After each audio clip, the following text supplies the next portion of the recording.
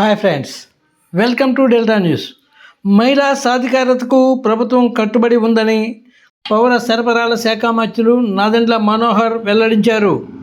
తెనాలిలోని కొత్తపేటలో నూతనంగా ఆధునీకరించబడిన మహిళా సాధికారత భవనాన్ని మనోహర్ పునః ప్రారంభించారు. ఈ సందర్భంగా పెద్ద సంఖ్యలో తరలివచ్చిన మహిళలు నాదెండ్ల మనోహర్కు ఎదురెళ్లి ఘన స్వాగతం పలికారు.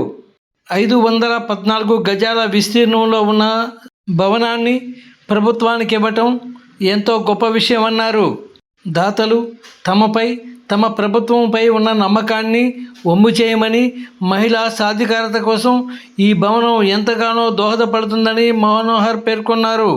మహిళలు ఆర్థికంగా అభివృద్ధి చెందితే తమ కుటుంబంతో పాటు దేశానికి, రాష్ట్రానికి ఎంతగానో మేలు జరుగుతోందని వెల్లడించారు మనోహర్.